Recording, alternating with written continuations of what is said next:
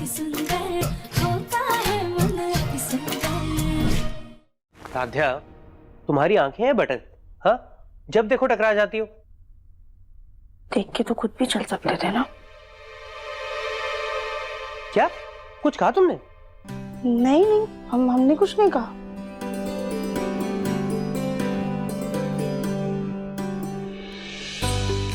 ये प्रथम सर भी ना, गुस्सा हमेशा इनकी नाक पे बैठा रहता है। अब हम कैसे अपने रिश्ते को बचा पाएंगे? हे भोलेनाथ, प्लीज हमें शक्ति दीजिएगा।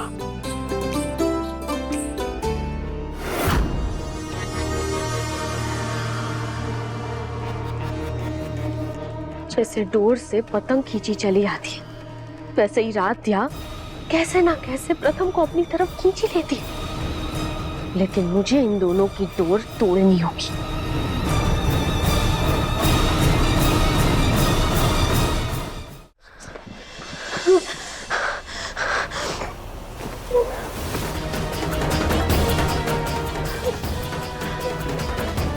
अच्छा खासा दादी उस फुटबॉल राध्या को लात मार के इस घर से बाहर फेंक रही थी, लेकिन वो जिंदा लाश बनी पड़ी रजनी आंटी में पता नहीं अचानक से कहां से जान आ गई और उस राध्या का हाथ पकड़ लिया।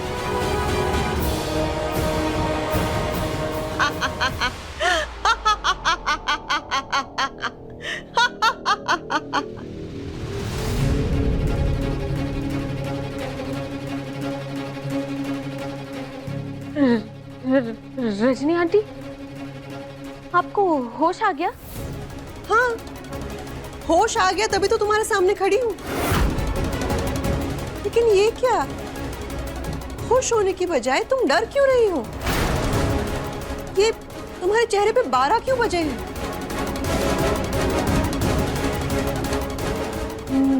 नहीं तो नहीं, मैं खुश हूँ, बहुत खुश हूँ रजनी आंटी, बहुत खुश हूँ।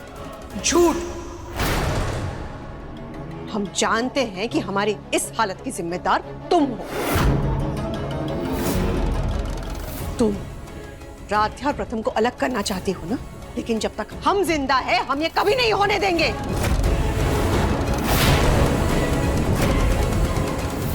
तो फिर आपको मरना होगा।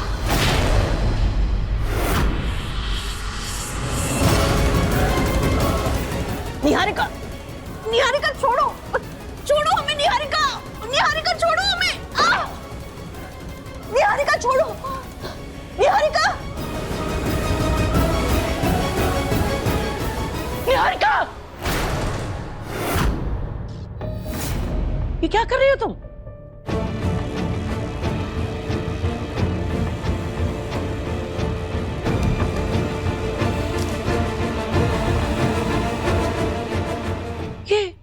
इन फूलों के ऊपर क्यों गुस्सा निकाल रही हो?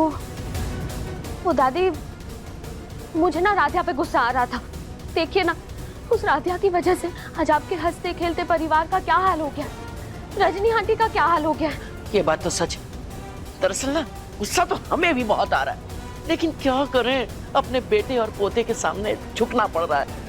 देखो अब ना तुम भी गुस्सा छोड़ो और प्रथम के दिल के करीब आने की कोशिश करो। धीरे धीरे सब ठीक हो जाएगा, सब्र करो। सब्र ही तो करना मुश्किल हो रहा है अब। चलो, हमारी पूजा का समय हो रहा है, हम जाते हैं। दादी, क्या हो गया? वो जब रजनी आंटी के साथ हादसा हुआ था ना, तब मैंने एक मन्नत मांगी थी कि जब रजनी आंटी ठीक हो जाएंगी, उन्हें होश आ जाएगा, तो मैं मंदिर में कथा या पूजा रखवाऊंगी। अब भले ही रजनी आंटी कोमा में है, लेकिन हमारे साथ तो है, तो क्यों ना मंदिर में पूजा करवाएं हम। इससे रजनी आंटी जल्दी ठीक हो जाएंगी। निहारिका, ये तो बहुत अच्छी बात है। अगर मन्नत मांगी है तो उसे जरूर पूरा करो। तो पूरे परिवार के साथ हम मंदिर चले पूजा करवाने।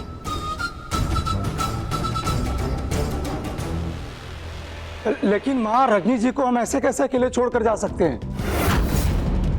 पापा जी, एक काम कीजिए, आप लोग चले जाइए, माँ के पास हम रुक जाएंगे। तुम, अरे तुम ही तो हो वो बला जिसकी वजह से ये पूजा हो रही है। और और भाभी को हम तुम्हारे हवाले छोड़कर चले जाएं, हो ही नहीं सकता। सही कह रही उर्मी। अरे इस राध्या के भरोसे रजनी को थोड़ी छोड़ सकते हैं। दादी एक काम करता हूँ, मैं ही रुक जाता हूँ। नहीं प्रथम, पंडित जी ने खास कहा है कि जिसके लिए पूजा करवा रहे हैं उनके पति और दोनों बेटों का रहना जरूरी है, ताकि इस पूजा का आंटी को जल्दी से फल मिल सके और उनकी तबीयत जल्दी से ठीक हो सके। जीजा जी एक काम करती हूँ, मैं रुक जाती हूँ। आप रहेंगी? हाँ, अरे इन भूलन देवी का क्या भरोसा। भाभी को कहीं दवाई देना ही भूल गई या डबल डोज दे दी तो इनका तो भरोसा कर ही नहीं सकते। निहारिका, क्या हम सब तुम्हारी मन्नत की पूजा के लिए रजनी जी के थोड़ा बेहतर होने के बाद नहीं जा सकते?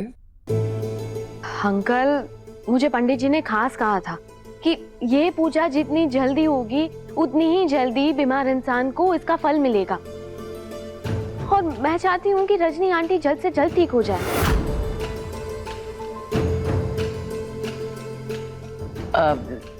तो ऐसा करो कि तुम सब लोग चले जाओ, हम घर में ही अपना पूजा पाठ कर लेते हैं। हाँ पापा, मैं भी दादी के साथ रुक जाता हूँ। मेरी मिस्टर मिश्रा के साथ ऑनलाइन मीटिंग भी है, वो भी कर लूंगा। और वैसे भी भैया और भाभी है ना, वो पूजा का काम संभाल लेंगे।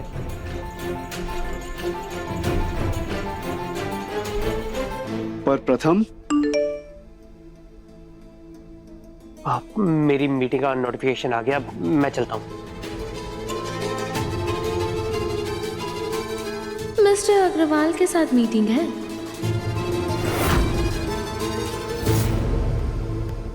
अब थैंक यू मिस्टर मिश्रा, आपने ये ऑनलाइन मीटिंग ली। मैं आपको प्रेजेंटेशन की सारी डिटेल्स देता हूँ।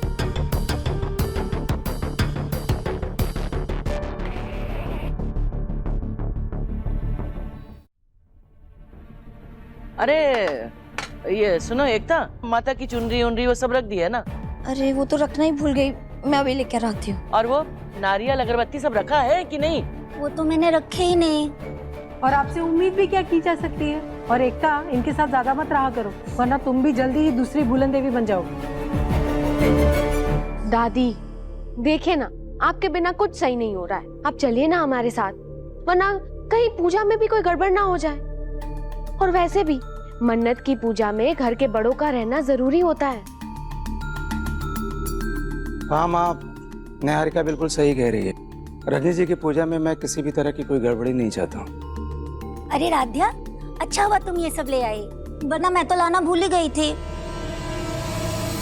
लो भाई, इसे कहते हैं 100 चूहे खा के बिल्ली हज को चली। पहले सारा काम बिगाड़ दो, फिर दिखावा करके सुधार दो। चलो भाई, अब तुम लोग इतनी जिद कर रहे हो तो हम सोच रहे हम भी चलते हैं मंदिर। अब तो प्रथम है रजनी के पास, तो कोई चिंता नहीं। चलो। थैंक यू दादी। अति सुंदर शाम 7:30 बजे तंग टीवी पर।